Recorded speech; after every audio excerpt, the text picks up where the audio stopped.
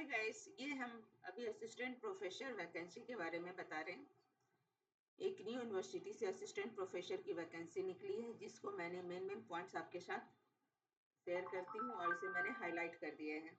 जानेंगे कौन से राज्य की वैकेंसी निकली है, क्वालिफिकेशन क्या है, उसकी सैलरी क्या रहेगी, एग्जाम डेट क्या रहेंगे, एग्जाम भरने के फॉर्म डेट क्या है, एग्जामिनेशन फीस क्या ली जा रही है, ये सभी चीज पे हम ध्यान देंगे। तो चलिए स्टार्ट करते हैं।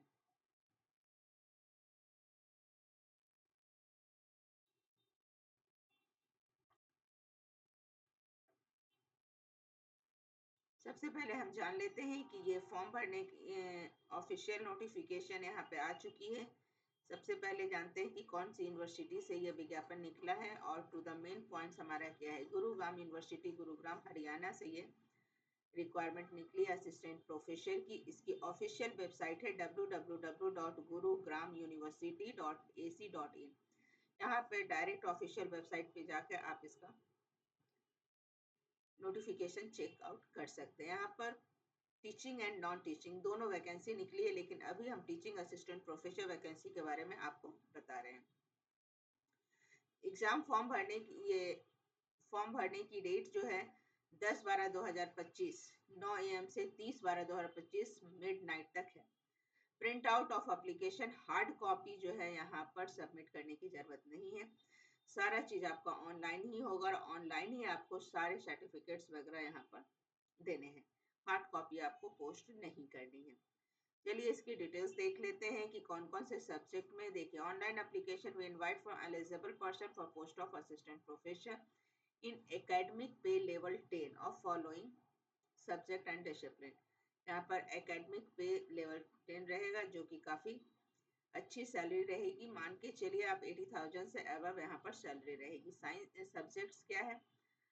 Pharmaceutical science, management, psychotherapy, law, computer science and engineering, ECS, physics, Hindi, mathematics, English, economics and psychology. इन सभी से पोस्ट निकली है। नंबर्स ऑफ पोस्ट यहाँ पर देख लीजिए, हर के लिए अलग अलग है।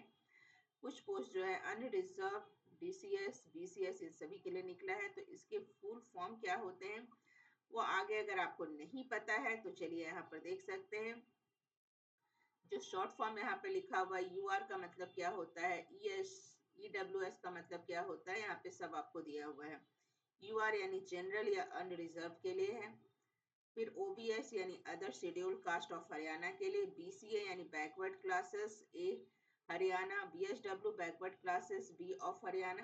तो इस तरह ये सारा चीज दिया हुआ है जो आप देख सकते हैं। कुछ स्पेशलाइजेशन भी निकाली गई है। अगर पर्टिकुलर स्पेशलाइजेशन आपने किया हुआ है तो आप इस फॉर्म को भर सकते हैं। जैसे कि फार्मास्यूटिकल साइंस में फार्माकोगेनियस या फार्माक्यूटिक्स में आपने कर रखा है और मैथमेटिक्स के अंतर्गत आपने प्योर या अप्लाइड मैथमेटिक्स में स्पेशलाइजेशन किया हुआ है तो आप यहाँ फॉर्म भर सकते हैं। मैनेजमेंट के अंतर्गत business analytical, financial management, supply chain, इसमें अगर आपने स्पेशलाइजेशन किया हुआ है।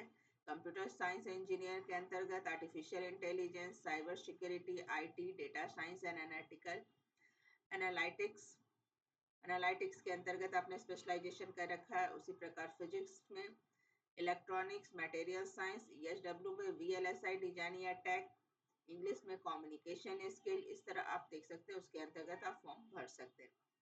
University complete details, eligibility condition, selection criteria, ये सभी चीजें आप यहाँ पे इस यूनिवर्सिटी में देख सकते हैं। आगे हम जानेंगे कि क्या क्वालिफिकेशन मांगी जा रही है। यहाँ पर हम जान लेते हैं मेल कैंडिडेट ऑफ जनरल के लिए जो है 2,000 रुपये फॉर्म भरने की फीस है, जबकि ऑल फीमेल कैंडिडेट चाहे वो जनरल हो, कैटेगरी से हो या अदर से हो, 1,000 आपका लगेगा अगर वह हरियाणा से है। For male candidate of DS, BCA, BC, ESW, EMS category Haryana only 500 लग रहे हैं। फीमेल कैंडिडेट अगर है तो 250 लग रही है। सारे कैटेगरी के अंतर्गत आप ऊपर देख लेंगे। All papers of discipline category candidate at least 40%। Disability Haryana only nil, यानी डिसेबिलिटी है तो उनको कोई भी फीस नहीं लगेगी। अब यहाँ पे जान लेते हैं यदि अगर application resident of outer side मतलब हरियाणा के बाहर के निवासी और आरक्षित श्रेणी से संबंधित आवेदकों को केवल यूआर श्रेणी के अंतर्गत विज्ञापित पद के लिए ही विचार किया जाएगा। अतः उन्हें केवल अनारक्षित यूआर श्रेणी के अंतर्गत विज्ञापित पद के लिए आवेदन करना होगा। आवेदन शुल्क में छूट केवल हरियाणा के आरक्षित श्रेणियों को ही लागू है। अगर आप हरियाणा से दूसरे स्टेट से फॉर्म भरते हैं, चाहे वो आप किसी भी कैटेगरी में हो, यहाँ पे कहने का मतलब यह है कि आपको अनरिजर्व कैटेगरी के अंतर्गत ही रखा जाएगा और आपको कोई भी छूट आवेदन शुल्क पे नहीं दी जाएगी। नेक्स्ट है once deposit fee once deposit is neither transferable और नॉट रिफंडेबल और एडजस्टेबल। यानी क्लियर वे में लिखा गया है कि अगर आपने एक बार फीस जमा कर दी तो आपको किसी भी तरह ना तो उसको ट्रांसफर किया जाएगा, ना रिफंड किया जाएगा, और ना ही किसी के साथ एडजस्ट किया जाएगा। Candidate applying for multiple post, candidate एक साथ मल्टीपल पोस्ट के लिए अप्लाई कर सकते हैं, लेकिन उनको फीस जो है अलग अलग सेपरेट देनी पड़ेगी, अलग अलग सब्जेक्ट के लिए। The fee will be accepted through online mode only. Link has been given the online application form of university website. Fees यहाँ पर सिर्फ ऑनलाइन मोड ही स्वीकार किए जाएंगे और वहाँ पर लिंक आपको दी गई है ऑफिशियल वेबसाइट पे, जिस पे आप फीस जमा करेंगे। In case no suitable candidate ESW found the post of reserve, ESW will fill the candidate. यदि ESW के लिए अनारक्षित पद के लिए WS वर्ग का कोई उपयुक्त उम्मीदवार नहीं मिलता है तो यह पद UR श्रेणी में भरा जाएगा, यानी अनरिजर्व का सामान्य वर्ग के उम्मीदवारों के लिए भरा जाएगा। अब यहाँ पे जान लेते हैं कि एग्जामिनेशन फॉर्म भरना है आपको 10 तारीख से शुरू हो चुकी है और 30 दिसंबर तक लास्ट डेट इसकी रहेगी। टू द मेन पॉइंट्स मैंने हाईलाइट कर दिया है। अब आगे देखते हैं आपके लिए कौन the main point. After success submission application form online mode, print out online generate applicate not be ought submit. यानी आपने फॉर्म भर लिया, उसके प्रिंट आउट आपको सबमिट करने की यहाँ पे जरूरत नहीं है, सिर्फ आप अपने पास इसका प्रिंट आउट निकाल कर रख लें। नेक्स्ट यहाँ पे आ जाइए, यहाँ पे कहा जा रहा है आपका all application on university website correct है। यहाँ पे कुछ दिया गया है कि आप वेबसाइट पे जाके चेक कीजिए और करेक्ट फॉर्म भरना है, जिसमें आपको इंडियन का सिटीजन होना जरूरी है, हिंदी संस्कृत और सब्जेक्ट मटेरियल हायर लेवल होना चाहिए, एप्लीकेशन की डेट दी गई है। साथ ही जो है आपके जो जितने भी सर्टिफिकेट्स वगैरह जो है ये लीगल यूनिवर्सिटी से होने चाहिए। जनरली की सभी एग्जाम में होता है। All qualification must be attend from recognised board या यूनिवर्सिटी से आपके होने चाहिए। और देख लेते हैं कैंडिडेट सिलेक्शन किस आधार पे किया जाएगा। तो candidate to be called for interview specially even the specialisation are mention. जिस सब्जेक्ट का स्पेशलाइजेशन अगर बताया गया है इसके लिए अगर आपका सिलेक्शन है इंटरव्यू के आधार पर लिया जाएगा। स्पेशलाइजेशन सब्जेक्ट्स के लिए यह बात कही जा रही है। और हम देख लेते हैं सिलेक्शन का प्रोसेस क्या रहेगा।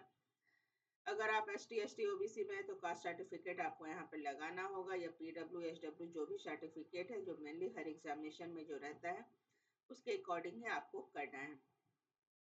मेनली मानकर चलिए good academic record, the good academic record where required will be determined under. यानी अगर आपका गुड रिकॉर्ड एकेडमिक रिकॉर्ड अच्छा रहता है तो आपकी चांसेस ज़्यादा हो जाती है यहाँ पे सिलेक्शन के लिए। कैंडिडेट मस्ट हैव 45% एवं marks of MA MSc LL and the relevant subject and processing PhD degree. Candidate have 45% और marks in MA MSc LLB या और ये आपका रहेगा फर्स्ट डिवीजन। तो इस हिसाब पे आपका फॉर्म भरा जा सकता है।